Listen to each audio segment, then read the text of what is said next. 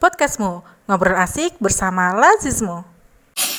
Assalamualaikum warahmatullahi wabarakatuh. Kembali bersama podcastmu ngobrol asik bersama Lazismu. Masih bersama saya dengan Roni Media Soekarno akan mendampingi ngobrol asik di kesempatan hari ini. Oke, sebelum itu bagi sobat podcastmu yang belum subscribe, silakan subscribe, klik loncengnya dan share juga. Kali ini kita kedatangan narasumber yang luar biasa, salah satu keberhasilan kami dari Lazismu, penerima beasiswa Mbak Sabekti. Sehat Mbak Sabekti? Alhamdulillah sehat. Alhamdulillah sehat. Iya. Gimana Mbak ini? Aktivitasnya apa sekarang ini?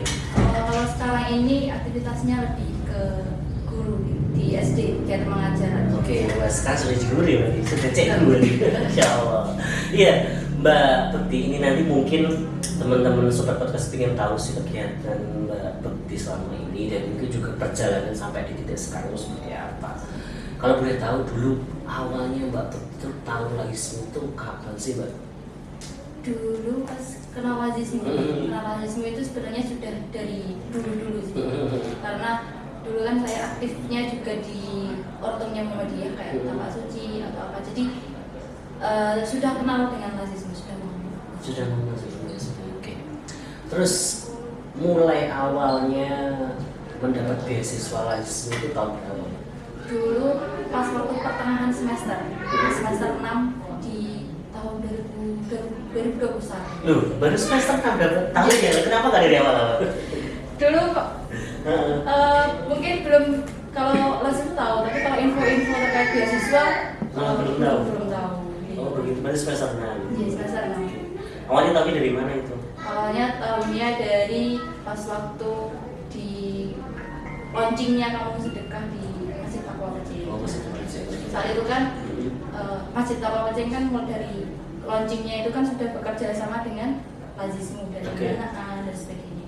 Dan saat itu Masjid Taqwa Kecil itu banyak-banyaknya aktivitas, apalagi pas Ramadan dari subuh sampai maghribnya. Apalagi saya salah satu di remaja yang di situ. Remaja masjid ya? Jadi sama teman-teman yang di sana di remaja Kucing aktif di masjid. Terus launchingnya itu bulan April, terus pertengahan di Desember, akhir tahun Desember itu ditawarkan rugi untuk takdirnya itu kualitas, ditawarkan coba mendaftar beasiswa di Lazismu. Yang ditawarkan itu saya sama Mbak Nurul, kebetulan remaja yang salah satu remaja yang kuliah terus juga aktif di masjid saat itu. Ditawarkan dan alhamdulillah diterima. Masya Allah. Oke, kalau boleh tahu jurusannya apa? Jurusannya saat itu pendidikan bahasa Arab di UIN Salatiga. UIN Salatiga. Oke, pendidikan bahasa Arab berarti naam gitu ya. Oke, iya. Kalau boleh tahu juga, itu kenapa sih memilihnya waktu itu kok pendidikan bahasa Arab gitu? Saat itu mungkin termotivasi dengan Bugi juga. Bugi itu dulu juga guru bahasa Arab di MTS. Oh begitu. Ada sesuatu yang motivasi. Iya, terus setiap hari juga ketemu dengan Bugi. Terus kemudian suka dengan pelajaran bahasa Arab waktu MTS. MA-nya juga bahasa Arab. Alhamdulillah juga nilainya juga unggul di bahasa Arab. Nyoba daftar SPAN PTG itu pendidikan bahasa Arab dan alhamdulillahnya terima di Indonesia. Alhamdulillah. Oke, menarik sekali. Oke, tadi kita sudah tahu berapa ternyata memilih jurusannya, kenapa, motivasinya apa. Sekarang saya ingin tahu, ketika Mbak Bekti sudah diterima di Lazismu waktu itu, apa yang disukai dari kegiatan Lazismu ketika waktu itu menjadi penerima beasiswa? Yang saya sukai itu pas sudah menjadi penerima beasiswa Lazismu, salah satunya mentoring gitu ya. Itu ilmu buat saya banget. Salah satunya ilmu mentoring yang pertama semester 1 itu terkait tahfidz, terus organisasi, terus terkait zakat itu membuat saya bisa menyalurkannya. Kayak Jus 30 itu kebetulan salah satu impactnya itu masuk ke SD itu kan juga harus hafal Jus 30. Jadi efeknya ya saya sudah pernah menghafalnya juga. Terus kayak terkait organisasi di pas waktu kuliah saya juga aktif di organisasi juga, baik di IMM sama himpunan saat itu. Jadi melatih juga sih dari mentoring. Oke. Nah itu tadi sobat podcast, ternyata dari diskusi dengan Mbak Bekti ya, ternyata luar biasa. Ternyata mentoring dari Beasalisme itu juga sangat berdampak ketika Mbak Bekti itu mau bekerja ya, waktu itu ternyata ada hafalan juz 30 itu menjadi salah satu syarat juga untuk diterima menjadi guru gitu ya. Oke. Selanjutnya, sekarang jadi guru. Oke. Kenapa kamu ingin jadi guru? Ya pertama guru itu kan pekerjaan mulia ya. Iya. Terus juga sejalur dengan prodi saya pendidikan bahasa Arab. Jadi sama-sama pendidikan ya sejalurnya juga menjadi guru. Sekarang di mana, SD mana ini? Di SD Biru Walidin. Oke, berarti jadi ustazah, panggilannya ustazah nih. Iya, tadi guru, ustazah. Oke, iya, itu tadi menarik sekali ya. Kalau boleh tahu Mbak Bekti, dari sebelum menerima beasiswa sama waktu itu setelah menerima beasiswa itu ada nggak sih Mbak perbedaan yang jenengan rasakan? Ketika ya mungkin yang jenengan rasakan bisa langsung nyata ataupun tidak nyata, tapi jenengan bisa merasakan itu perbedaannya ada nggak sih? Mungkin saja ada. Terus apalagi kayak kualitas atau pengalaman saya dari kan kalau diikut menjadi beasiswa Lazisme itu kan banyak teori, banyak menjadi relawan kegiatan, penyaluran dan sebagainya. Dan itu membuat pengalaman di hidup saya. Terus kemudian pas waktu di masjid juga itu berkahnya semuanya sebenarnya itu berawal dari masjid sebenarnya. Terus karena banyak kegiatan, terus saya juga aktif di situ dulu sama remaja-remaja yang lain.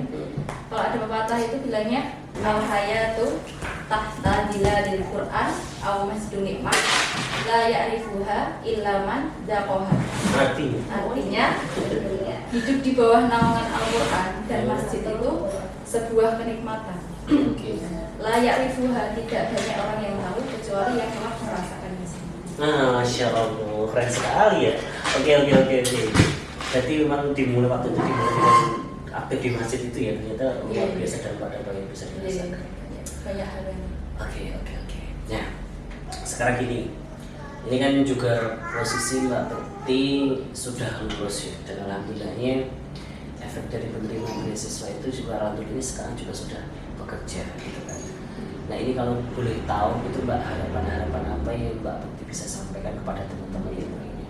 Kadang-kadang itu banyak alasan mahasiswa itu dengan alasan kuliah kayak gitu hanya sekedar ngikuti saja, ngikuti orang tua gitu kan. Padahal di sisi lain banyak teman-teman seperti kita ya ternyata mau kuliah saja itu luar biasa perjuangannya kayak gitu.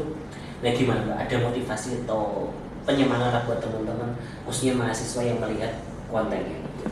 Ya untuk teman-teman mahasiswa mungkin kuliah itu tidak semenyenangkan yang sebelumnya kita kuliah.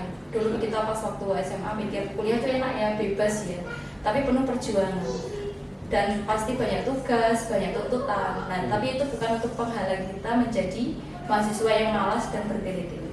Apalagi vakum dari organisasi ataupun kegiatan-kegiatan di sekitar itu. Justru di saat waktu kuliah itu kita harus menggali banyak pengalaman, banyak bersosialisasi juga dengan masyarakat, dengan kehidupan sekitar, sehingga kita bisa mengupgrade dan mempunyai referensi untuk masa depan kita di masa depan. Berarti tetap banyak mengembangkan diri juga ya Pak, jadi ketika di kampus itu. Karena tadi kan juga kita di mentoring Lazisme tadi kan kayak ada juga keaktifan organisasi menjadi salah satu kunci juga ya Pak itu. Nah ternyata memang betul kalau Mbak Bekti rasakan efek dari ketika mahasiswa itu mau aktif organisasi itu pasti kan sangat berdampak di pekerjaan. Boleh diceritakan Mbak? Ini penting sekali karena biasanya banyak yang gojekannya itu mahasiswa kupu-kupu, ya pagi berangkat terus suruh pulang kerap tugas, padahal masih ada kegiatan yang padahal itu sangat baik untuk bisa kita ikuti. Gimana Pak? Bisa saya pengalaman juga. Organisasi itu memang sangat penting gitu ya. Apalagi untuk mengupgrade interaksi kita dengan orang lain. Seperti kayak di organisasi di remaja Pecing itu sering berkumpul dengan masyarakat sekitar, apalagi dengan para takmir, tidak hanya para pemuda saja tapi juga dengan para takmir. Sering berinteraksi dengan masyarakat, sering berinteraksi dengan orang lain. Itu memang berdampak saat kita bekerja, apalagi sebagai guru, sering berinteraksi dengan murid, sering berinteraksi dengan guru-guru yang lain. Jadi mau nggak mau kita harus melatih itu dari sejak sebelum-sebelumnya. Jadi pas waktu kuliah atau waktu masa mudanya itu memang harus sering-sering bersosialisasi agar nanti pas waktu di masa depannya atau waktu di tempat kerjanya itu memudahkan dia untuk menjalin kerjasama dengan baik. Oke. Tadi menarik sekali ketika Anda sampaikan kayak interaksi dengan, kalau sekarang sudah jadi guru ya, berarti interaksi pada guru juga dengan anak-anak juga. Nah pasti ada kendala dong, ada kendala juga kayak ngurusin dengan anak-anak kayak gitu. Mungkin apa Mbak yang jadi sekarang lakukan ketika menjalani interaksi dengan anak-anak yang luar biasa ya, satu kelas itu berapa? 20-30 anak-anak ya, dengan latar berbeda-beda. Bisa diceritakan Mbak? Biar bisa teman-teman nanti juga, wah saya ingin jadi guru, dan ternyata seru sekali jadi guru misalnya gitu.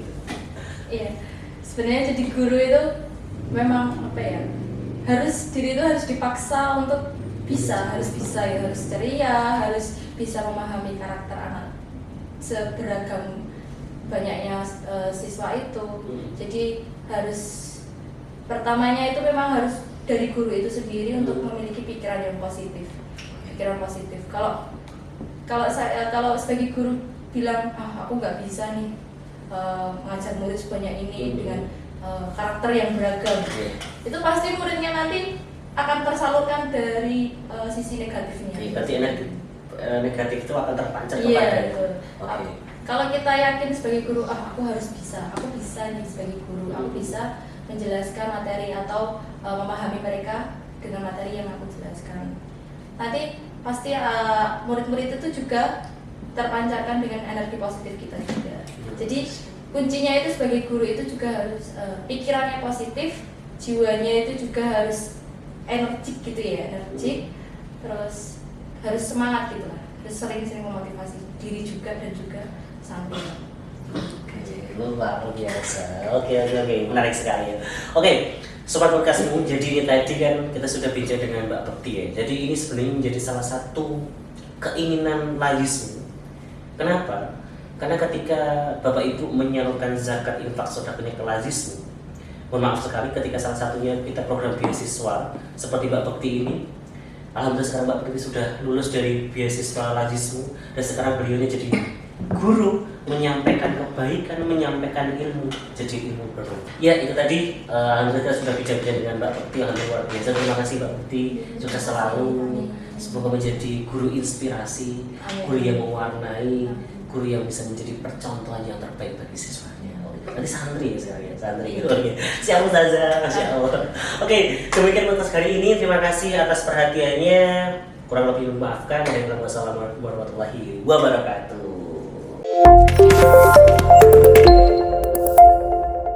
Podcastmu, ngobrol asik bersama Lazismu.